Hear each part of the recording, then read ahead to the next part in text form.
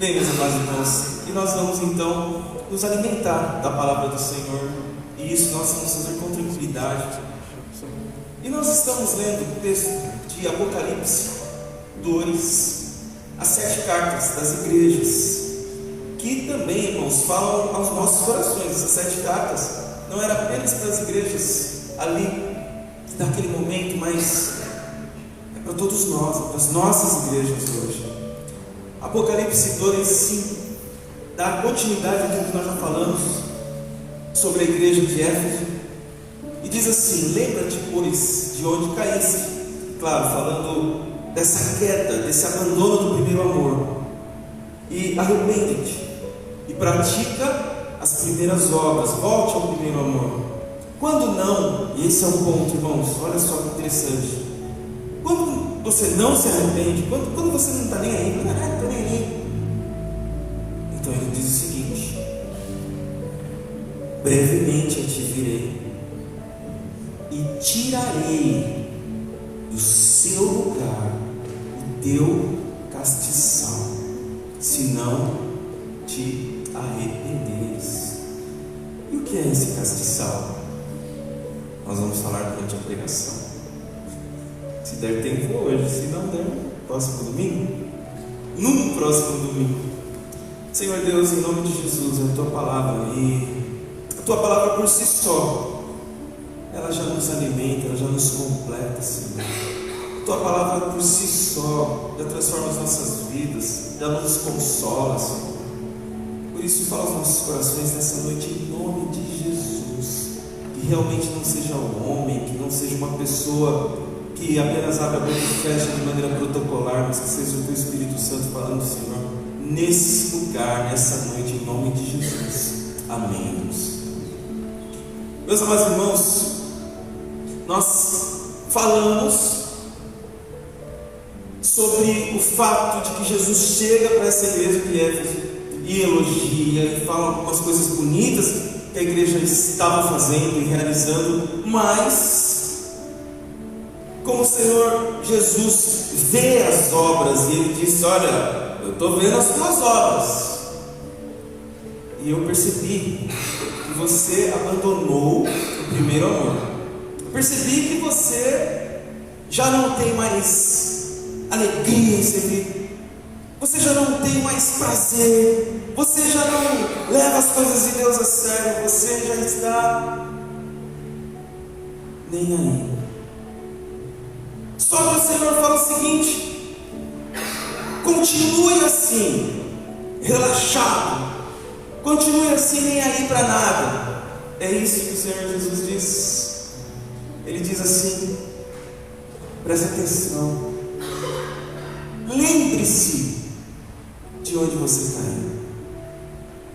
Nós temos hoje uma coisa chamada GPS, mas para os mais antigos, que não é o meu caso, é assim: não tinha GPS no passado, irmãos. Eu até tinha para as forças militares e tudo mais, mas não era popular. Então a gente tinha que acertar, né, irmão? O caminho. A gente fazia viagem, vamos para Minas. Aí a gente pegava o guia assim, e chegava em Minas. O problema é quando você errava o caminho. Aí você tinha que lembrar onde você entrou errado. Você tinha que voltar para fazer o caminho certo. É isso que o Senhor está nos convidando para fazer nessa noite. Onde você caiu? Nós precisamos refletir, avaliar, analisar. E a pergunta que nós fizemos no domingo passado: como que a gente pode se autoavaliar? Como que eu posso refletir sobre a minha vida? Como que eu posso ver o que está errado em mim, para que eu possa consertar e voltar ao primeiro amor? Como que eu posso fazer isso? Porque muitas vezes, meus amados irmãos, nós pregamos muitos anos: volte ao primeiro amor, volte ao primeiro amor, volte ao primeiro amor. E você fala: mas como eu vou fazer isso? Como eu vou perceber, inclusive, que eu estou perdendo, eu estou abandonando o primeiro amor? Como que eu vou ter essa percepção? E nós começamos a ler então o texto da palavra do Senhor em Romanos 12, Nós começamos do versículo 4 e hoje nós vamos do 9 ao 13. E esse versículo, irmãos, esse texto, na verdade, mostra claramente quando e como nós começamos a abandonar o primeiro amor. E esse texto, no versículo 9, começa a dizer o seguinte: o amor seja não fingido, aborrecei o mal e apegai-vos ao bem. Quando que eu percebo, nós já falamos várias outras questões do domingo passado, mas como eu percebo que eu estou abandonando o primeiro amor, que eu estou fugindo do primeiro amor, que eu estou deixando para lá o primeiro amor? Quando o meu amor pelo outro, quando o meu amor com Deus começa a perder a profundidade, quando o meu amor passa a ser apenas superficial, eu amo mais ou menos, eu não estou nem aí para ninguém. Como diz aquele ditado, né? Ema, ema, ema, cada um. Os irmãos estão convertidos aqui, viu? Falaram bem baixinho. Uma vez eu fui pregar na igreja, aí eu falei assim: ema, ema, ema, cada um com seus problemas. Eu falei: opa! Só que o Senhor não nos chamou para cada um com seus problemas. O Senhor nos chamou para levar as cargas uns dos outros. Quando você começa a não estar nem aí para o outro, quando o outro deixa de ser importante para você, você só está se preocupando consigo mesmo, você já abandonou o primeiro amor. Porque o primeiro amor é amar ao próximo como a si mesmo, e amar a Deus como todas as coisas. Se você já não faz isso, o primeiro amor já foi abandonado, é necessário voltar. E a pergunta que eu quero fazer nessa noite: como é que está o seu primeiro amor? Você ainda ama com profundidade as pessoas? Você ainda ama Deus com profundidade? Ou Deus é secundário na sua vida? Ou Deus é mais um detalhe? Quando Deus não é mais prioridade na minha vida, é porque eu já deixei o primeiro amor. Bem, mas em que momento também você começa a perceber que você abandonou o primeiro amor? Quando você começa a ser vagaroso no cuidado, quando você já não tem mais desejo de cuidar do outro.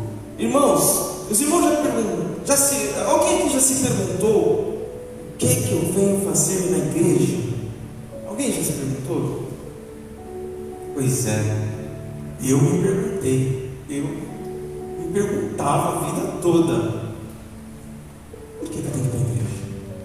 O que eu vou fazer na igreja? E alguém falava assim: você vai lá para louvar ao Senhor. Mas a palavra de Deus ensina que nós podemos louvar o Senhor em todos os lugares. Posso louvar o Senhor onde quer que eu esteja, que o que louva ao Senhor é a minha vida. O que eu vou fazer na igreja? Irmãos, lembra que eu falei para os irmãos que o Senhor não nos chamou para nós mesmos, mas Ele nos chamou para o outro. Você vem fazer algumas coisas aqui na igreja, irmãos. Por isso que até mesmo o modelo de culto que nós temos, nós precisamos rever um pouco. Você vem aqui cuidar do próximo. Você vem aqui, enquanto você adora o Senhor, e a adoração, irmãos, é muito mais do que levantar a mão e falar. É muito mais que isso.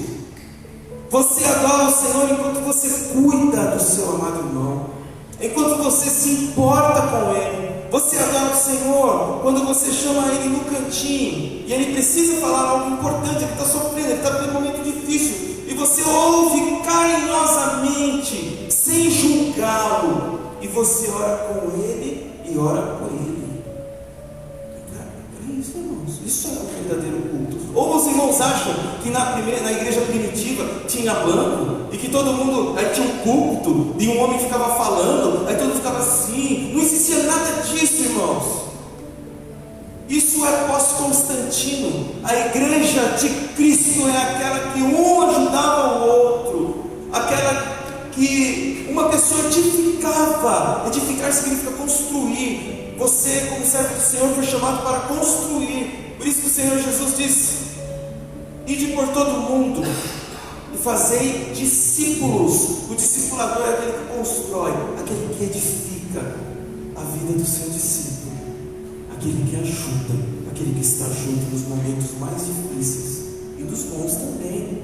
Por que nós estamos na igreja, irmãos? Nós não estamos na igreja porque eu quero ouvir a palavra, eu quero ouvir uma bênção para mim. Eu quero que o pregador revele e Deus vai me dar um carro. Eu quero que o pregador revele nessa noite se eu caso com o Josefino, ou com a Maria, ou com o Manezinho, eu não sei. Não é isso. Não é isso, meu amado irmão. Isso é um engano. O Senhor já revelou na sua vida o que Ele quer de você, e o que Ele quer de você é que você ame e cuide do outro. Pastor, mas eu estou muito triste com a igreja. É muito triste porque ontem eu vi o irmão Diego, ele estava com chinelo, e o chinelo do Corinthians. Eu quero muito, não vou mais para a igreja, não quero mais.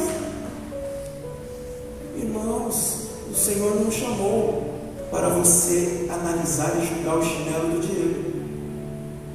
O Senhor te chamou para ser exemplo para o Diego. O Senhor te chamou para ser espelho de Cristo na vida do Diego. Irmãos, o Evangelho não é o que o outro faz por você, é o que você faz pelo outro. O Evangelho não é você avaliar a vida do outro e falar assim: Deus é porque eu digo. Não. O Evangelho é você dando um bom testemunho da sua vida, para que o outro seja edificado, para que o outro tenha uma vida melhor, para que o outro seja abençoado, que as suas palavras sejam agradáveis na presença do Senhor e também sejam temperadas com sal para edificar a vida do outro. Irmãos, é sempre o outro. Muitas vezes chega um dia e tem um culto, um determinado culto, e você faz assim: não vou, não gosto. Aquele culto lá, quem está fazendo culto? É o Edenilson. Você está de brincadeira que eu vou sair da minha casa para ir lá ouvir o Edenilson falar? Você está de brincadeira. Não gosto, não concordo. Não concordo com a blusa do Edenilson, não vou. Irmão, quem está deixando de ser abençoado é você. É você, simples assim. Por isso, irmãos, e mais para frente a gente vai falar isso com muito mais clareza, que pessoas vivem vidas difíceis, vidas complicadas, porque não entenderam o cerne do Evangelho. Quando você vem no culto, você vem com o objetivo muito simples de amar alguém. O que eu posso fazer para amar alguém? Será que eu vou dar um abraço na irmã Cida, sorriso, e isso vai fazer ela se sentir mais feliz? Será que eu devo me preocupar, ao invés de me preocupar com o meu próprio umbigo, se preocupar com a irmã Cida Sorriso, que nesse momento está vivendo um momento tão difícil na sua vida, vendo a sua priminha sofrer tanto? E o que eu estou fazendo? Será que nós sabemos que ela está sofrendo? Será que alguém mandou uma oração para ela, mandou uma palavra, mandou uma palavra de apoio? Porque é para isso que a igreja serve, irmãos. É para isso que a igreja serve. É para um amparar o outro. Então, muitas vezes nós somos vagarosos no cuidado. Muitas vezes nós somos rápidos na língua. Mas no cuidado, a gente é super vagaroso. Às vezes o irmão fica doente um mês, às vezes o irmão está internado, ninguém fica nem sabendo, porque ninguém nem liga para o irmão para saber como que ele está. Se nós estamos assim, irmãos, nós temos que olhar que nós estamos perdendo o meu amor.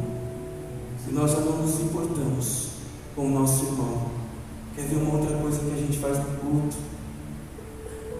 Exercitar aquilo que a palavra nos ensina. Vocês sabiam disso? No culto, nesse momento de comunhão, por isso, irmãos, vou falar uma coisa que é segredo, que ninguém me ouça.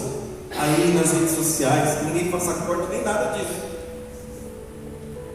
Nós criamos um culto chamado modelo teatro, onde todo mundo fica sentadinho, ouvindo. E depois, quando termina o espetáculo, todo mundo vai embora, sem aprender nada, falando assim: ai, foi legal hoje. Ah, hoje não foi legal.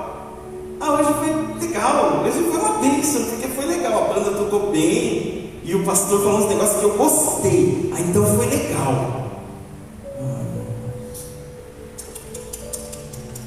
Não é isso. Não é isso que a gente vai fazer aqui. O que a gente vai fazer aqui é o seguinte: a gente aprende algo para quando chegar em casa, na hora, já começar a fazer. É isso, irmãos. Não serve para nada se a gente falar sobre a palavra de Deus e a gente não praticar. Então, para que a gente vem na igreja então? Para praticar aqui já. Para começar aqui. Quer um exemplo? Olha, meu Deus, um dia o pastor, ele pregou sobre Tiago. Meu Deus, e Tiago diz o seguinte, que nós temos que ter controle da língua. Ai, Jesus, eu tenho que colocar isso em prática. Primeiro lugar que você coloca em prática, aqui na igreja, aqui. Aí alguém vem para você e começa a falar mal do tripé ali que segura o telefone. Esse tripé fica aí, ó, atrapalhando, a gente vê. Mas você lembra de Tiago. Quando a sua língua vai balançar para falar, você fala: Senhor, Deus, Espírito Santo de Deus, segura essa língua. Ô, língua desobediente, meu Deus. Essa língua não tem jeito, Senhor. Quando pensa que não, meu Deus do céu, ela já falou que não devia. É aqui que a gente vai ver as coisas e muitas vezes a gente não concorda. E sabe por que a gente não concorda, irmãos? Vou contar um segredo para vocês. Porque aqui o Senhor chamou os bonitos, salvos e perfeitos e maravilhosos. Foi isso? O Senhor Jesus veio para os belos, perfeitinhos e maravilhosinhos? Foi para isso que Jesus veio? Ele veio para os doentes, ele veio para os defeituosos. O Senhor Jesus veio para quem tem um monte de defeito. Então, se você olhar para a igreja e ver um monte de defeito, você fala: amém, Senhor. O Senhor está aqui nesse lugar. Chamou os defeituosos como eu, para que a tua palavra possa moldar. Não é a minha língua, irmãos, que molda o caráter do homem. O que molda o caráter do homem é a ação do Espírito Santo na vida de cada um. Então, você começa a cumprir a palavra de Deus. Você começa a olhar para o seu irmão, não mais como o que tem que ser perfeitão, perfeitinho. Não, ele é doente como eu. Doente como eu. Detalhe, irmãos, cada pessoa fica doente de um jeito. Às vezes é a mesma patologia, mas necessariamente as pessoas não vão reagir, o corpo, a fisiologia da pessoa não vai reagir da mesma forma, necessariamente, completamente igualzinho. Nós não somos robôs. E Pedro, desculpa se eu estiver falando besteira. Nós não somos robôs, irmãos. Então, uma pessoa é doente de um jeito. Uma tem dor no pé, a outra tem dor na mão. Aí você fala assim: mas quando eu estava com dor na mão, eu pegava minha mão, batia, levantava, pulava, e você fica com a mãozinha guardada aí. Tá bom, é o jeito que ela está sofrendo com a mão, é o jeito dela, não é o seu. Como Deus trabalha na sua vida de um jeito, e Deus trabalha na vida dela de outro jeito. Mas qual é a sua obrigação? Julgar onde ela põe a mão? Ou como sara a mão dela? Não, a sua obrigação é cuidar dela. Irmãos, prestem atenção numa coisa interessante. Muitas vezes alguém chega perto da gente para contar um sofrimento, uma dor. E aí, você e eu, que já está há tantos anos na igreja, você olha para aquilo e fala assim: presta atenção aqui, olha que coisa interessante que acontece, viu? Você olha, a pessoa começa a contar de todo o coração para você o seu problema, o seu sofrimento. dentro do seu coração já começa a ficar envaidecido. Dentro do seu coração começa a falar assim: ai, ai, se ela soubesse o que eu passo. Está sofrendo com um negocinho desse. Imagina se ela já tivesse passado o que eu passei. Tem gente que pensa. Eu posso te contar um segredo? Tem gente que fala: não, espera aí, presta atenção. E trabalhar na vida das pessoas, trabalhar de Deus na vida das pessoas é individual. Um problema que para mim pode ser desse tamanho, para o irmão Diego pode ser desse tamanho. Um problema que para o irmão Diego é desse tamanhozinho, para mim pode ser gigante. Porque existe uma coisa chamada subjetividade, irmãos.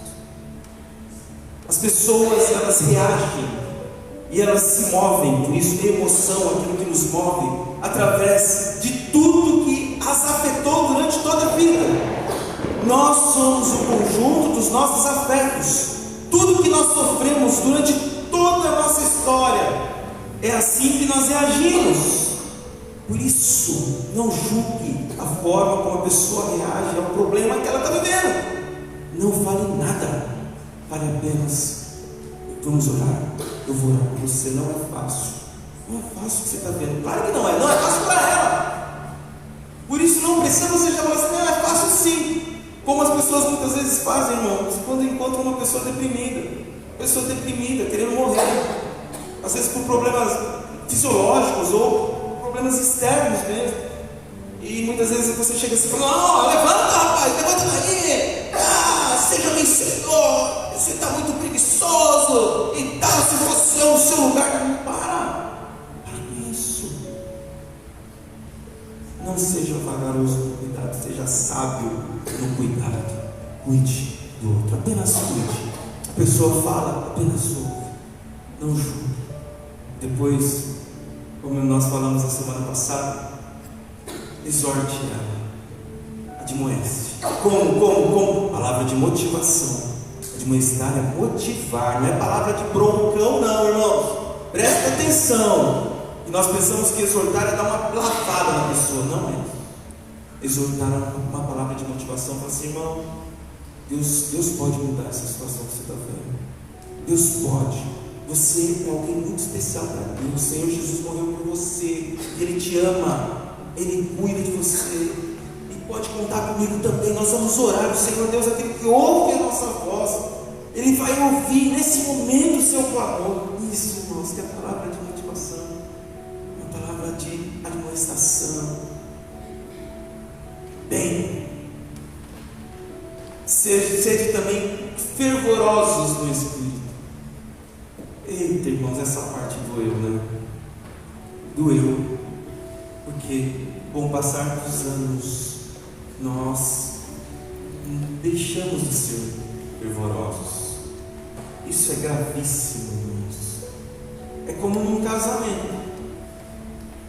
O homem já não fala mais que a mulher é bonita. Não, esquece. Pode ser a Miss Universo. Está 10 anos de casado, o homem já não fala mais nada para a mulher. A mulher passa, coloca reboco, coloca os negócios assim, tudo assim. E o homem passa direto: vamos, está atrasado, rapaz. E ela fala: amor, oi. Ai, amor, você está vendo alguma? Aí ela tem que fazer alguma coisa. Está vendo alguma coisa diferente? Será que meu olho aqui está inchado? Ele: quem tem essas coisas? Opa. Mas, amor, eu acho que eu estou com um probleminha aqui. Ai, mas não vê nada. Vamos. E a mulher só está querendo ouvir: meu amor, como você está bonita, olha, parabéns, porque esse casamento já perdeu o primeiro amor. Não tem mais fervor. Quando namorava, a mulher estava toda descabelada. E você chegava e falava assim: que gatinha, descabelada, eu gosto assim, amostradinha. É assim que é bom. Na vida espiritual nós fazemos isso também, meus amados irmãos. Na vida espiritual nós perdemos o fervor, nós nós não falamos com Deus com o mesmo vigor, nós não oramos com paixão e crendo que Deus faz. Quando acontece algo de bom na nossa vida, que nós vimos que foi a mão de Deus, que foi algo espetacular, foi a mão de Deus, foi um milagre, nós não estamos nem aí. E eu glorifico a Deus pela vida da Solange, de tantos outros irmãos aqui na igreja que tem essa boca para contar o que Deus faz. Faça isso mesmo, faça, você tem esse vigor, esse fervor, creia e viva isso com uma alegria. Irmãos, quando o homem chega em casa e ele abre o portão e ele entra,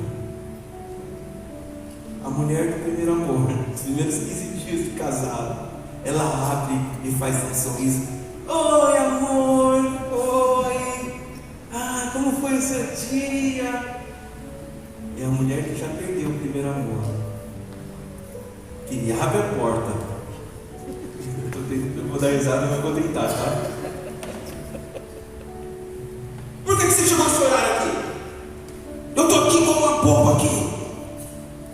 Eu já lavei, passei, cozinhei, estou cheirando cebola e você não aparece. Seu irresponsável, seu palhaço.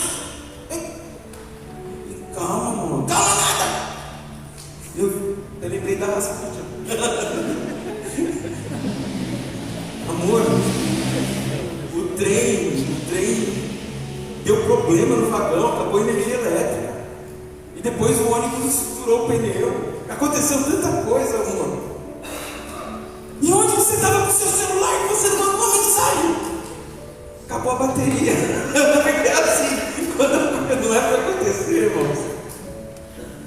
Mas quando estava no primeiro amor, o marido atrasava, o homem, namorado, atrasava e falava assim: ai amor, acontece essas coisas, né? Se você está tão cansadinho, deixa eu tirar o seu chinelinho, fazer uma massagem. E você está muito estressado, cansado. No primeiro amor. 5 anos depois, tira esse chulé da sala, guarda isso aí. Irmãos, infelizmente, nas coisas de Deus, nós agimos da mesma forma. Nós ficamos no primeiro momento, nós somos amorosos, nós somos carinhosos com os nossos irmãos, nós acolhemos os nossos irmãos. À medida que nós ficamos mais experientes, a gente começa a...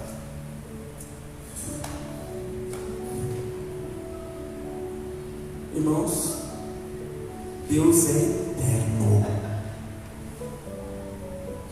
E a raça humana é milenar. Não existe um consenso, mas a ciência diz que o aparecimento do ser humano é de cerca mais ou menos de 200 mil anos. Então, o Senhor nos conhece há 200 mil anos, em tese. E Ele não desiste de você, como diz aquele hino. Ele se importa com você. Mesmo que depois de tantos anos você e eu fazendo bobagem, fazendo besteira, quantas pessoas o Senhor se aproximou, o Senhor abençoou, o Senhor ajudou. E a pessoa fez besteira, o Senhor continua nos amando, e nos amando com o primeiro amor. Amor de reconciliação, amor de carinho, amor, o Senhor te ama, o Senhor te ama, o Senhor cuida de você o tempo todo. Se você está vivo hoje, é porque a mão de Deus tem te protegido até hoje, gente, até hoje. Estava falando com meu filho ontem no carro, ele falando sobre a morte e tudo mais. Eu falei: filho, infelizmente é mais difícil estar vivo do que morrer. Irmão, você tem noção como é difícil estar vivo? Um avião pode cair, um carro pode bater, febre amarela, Covid, febre não sei o que, malária, chikungunya, mosquito da dengue, mas é tanta coisa para matar. E ladrão, muita coisa. Se você está vivo, é porque Deus tem te livrado de todas essas coisas, e diante de todas essas coisas você tem sido mais vencedor. Por isso, em nome de Jesus, não abandone o primeiro amor. continua fervoroso, inclusive fervoroso no Espírito, servindo ao Senhor, se alegrando no Senhor, servindo ao Senhor. Os irmãos já devem ter lido aí que eu escrevi um monte de coisa aqui. Eu vou ler esse monte de coisa, é legal. Você já tem mais desejo de cuidar do seu irmão? Abandona. Você já não cuida mais das coisas de Deus? Não é nem aí para as coisas de Deus? Abandonou o primeiro amor. Não tem mais fervor. Vem no culto quando é. Hoje eu não quero. Perdeu o vigor. Não canta mais para a igreja.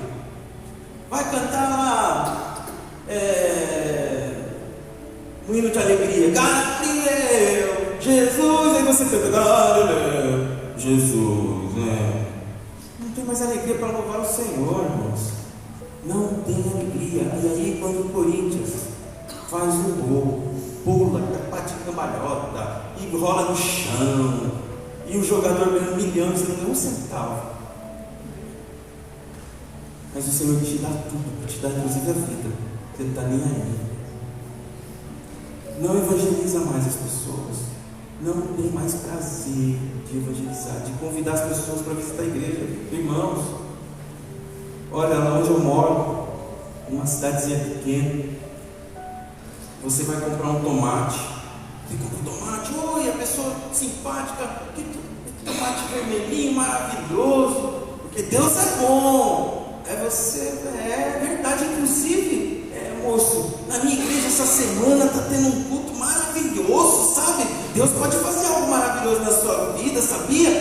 Eu falo, Jesus, Senhor, manda essa unção para São Paulo, Senhor, porque a gente não tem mais alegria em falar do Senhor.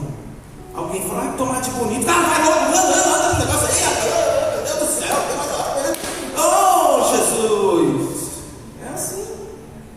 A gente não usa as oportunidades para falar do amor de Deus mais. Muito pelo contrário, a gente arruma encrenca com a vizinha, com a tia, com a nora, com não sei o que, briga com esse, briga com aquele.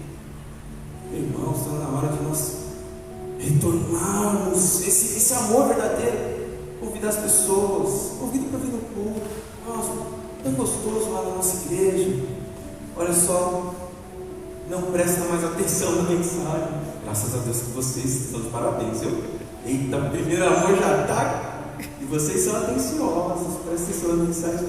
Glória a Deus, vocês já estão merecendo aumento de bênçãos na vida de vocês. Porque, glória a Deus, essa igreja é uma igreja que presta atenção na mensagem. Eu glorifico a Deus por isso. Quando eu entrei aqui, não era bem assim, confesso para os irmãos. Então eu glorifico a Deus pela sua vida. Ó, ninguém no celular, ninguém, ó, é sério, glória a ninguém no celular. Eita, Deus abençoe esse povo em nome de Jesus. Não, como já falei, não tem alegria de servir o Senhor, não tem paciência. Crente que não tem paciência, não sabe esperar nem em Deus, mas não sabe esperar nada. A pessoa é impaciente. Fala, Senhor, eu esperei com paciência no Senhor.